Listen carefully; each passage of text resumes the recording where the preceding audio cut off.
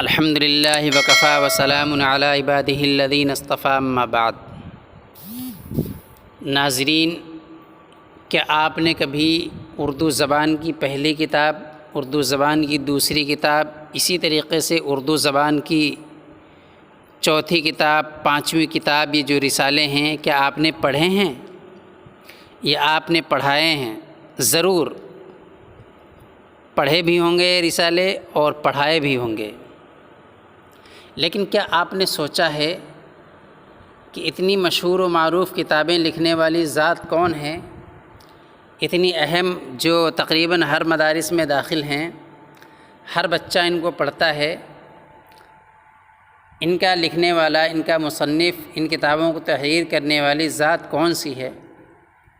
جانتے ہیں، لیکن بس اتنا ہی جانتے ہیں جتنا کہ ان کی کتابوں پر لکھا رہتا ہے۔ آج ہم اس چینل کے ذریعے سے آپ حضرات تک مولوی محمد اسماعیل صاحب کی مختصر سی سوانح اور ان کے حالات پہنچاتے ہیں، تاکہ مشہور زمانہ کتاب، اس کے مصنف کے احوال، ان کے حالات، کہاں کے تھے، کون تھے، ہم جان سکیں۔ تو حضرات، مر کر بھی لوگ رہتے ہیں زندہ، مر کر بھی لوگ رہتے ہیں زندہ، مگر یہ سعادت نہیں ہر کسی کے لیے۔ مولوی محمد اسماعیل ابن شیخ پیر بخش سیفی، آپ کی پیدائش 12 نومبر 1844 کو محلہ مشائخان میرٹھ شہر میں ہوئی۔ آپ ہی کے نام سے موسوم اب یہ محلہ اسماعیل نگر کہلاتا ہے۔ حضرت کی ابتدائی تعلیم مکتب سے شروع ہوئی، پہلے قرآن، پھر عربی فارسی کی تعلیم حاصل کی۔ فارسی کی استعداد لاجواب تھی۔ آپ 10 جولائی 1867 کو محکمہ تعلیم کے دفتر میں ملازم ہوئے۔ پھر 1867 سے 1870 تک سہارنپور ضلع اسکول میں صدر مدرس رہے۔ اس کے بعد آپ میرٹھ انسپکٹر مدارس کے دفتر میں رہے۔ آپ کی زندگی کا اکثر حصہ معلمی میں گزرا، یعنی درس و تدریس میں گزرا۔ آپ ایک کامیاب مدرس، کامیاب مصنف تھے۔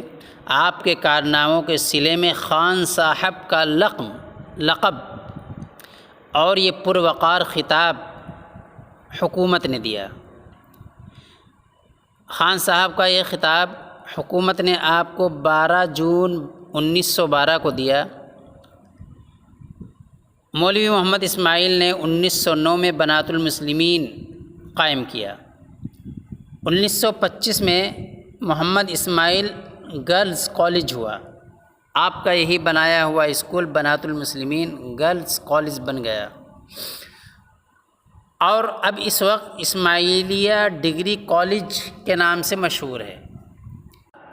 ڈگری کالج کی حیثیت اختیار کر چکا ہے۔ اللہ تبارک تعالیٰ آگے چل کر، ہماری دعا ہے، اس کالج کو ایک یونیورسٹی بنائے، آمین۔ تاریخ کے اوراق میں وہ اب بھی زندہ ہیں، جو چھوڑ گئے اپنے کمالات کی خوشبو۔ تاریخ کے اوراق میں وہ اب بھی زندہ ہیں، جو چھوڑ گئے اپنے کمالات کی خوشبو۔ 14 محرم 1339 جمعرات کو دن کے 4:20 پر یہ سورج ہمیشہ کے لیے ڈوب گیا۔ وفات کے وقت قمری اعتبار سے آپ کی عمر 73 سال کی تھی۔ شمسی اعتبار سے 1 نومبر 1917 کو میرٹھ شہر میں 75 سال کی عمر میں آپ کی وفات ہوئی اور میرٹھ شہر میں ہی آپ کو دفن کیا گیا۔ مدت کے بعد ہوتے ہیں کہیں پیدا وہ لوگ، مٹتے نہیں ہیں دہر سے جن کے نشاں کبھی۔ حق اور سچ بات تو یہ ہے کہ مولوی محمد اسماعیل میرٹھی کی یہ کتابیں اردو زبان سکھانے کی بے نظیر کتابیں ہیں۔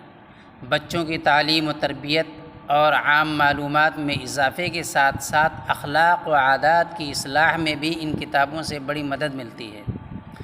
اصلاحی نظموں اور بچوں کے ادب میں آپ کی انفرادیت آج بھی پوری طرح نمایاں ہے۔ اسی وجہ سے آپ کو بچوں کا سعدی بھی کہا گیا ہے۔ اردو زبان کا قاعدہ سب سے پہلے اور اس کی پہلی کتاب 1892 میں تالیف ہو کر طبع ہوئی۔ 1892 سے لے کر آج تک یہ کتابیں پڑھائی جاتی ہیں اور بڑے شوق سے پڑھائی جاتی ہیں۔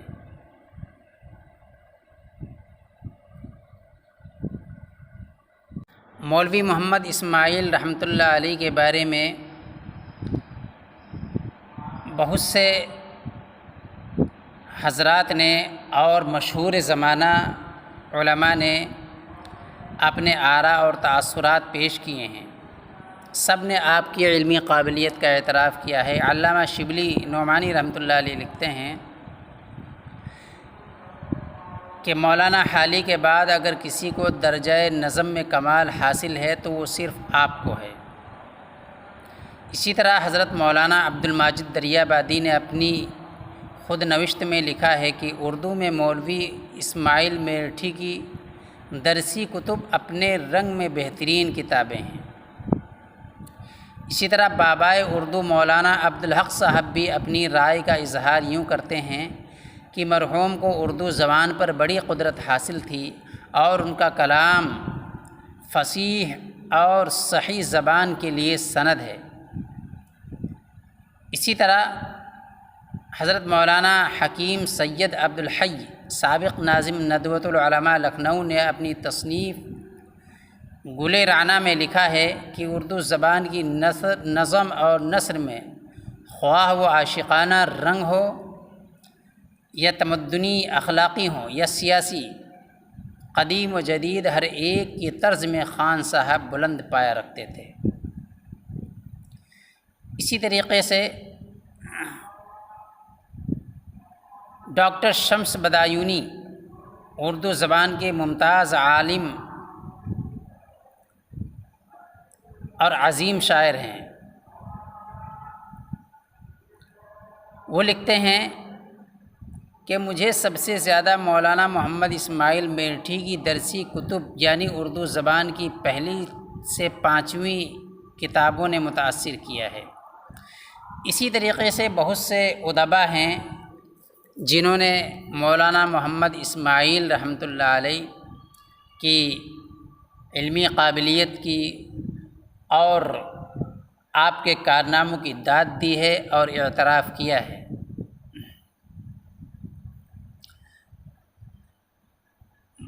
ہماری دعا ہے کہ اللہ تبارک تعالیٰ مرحوم کو جنت الفردوس میں اعلیٰ مقام نصیب فرمائے اور اللہ تبارک تعالیٰ ان کی یاد ہمیشہ ہمارے دلوں میں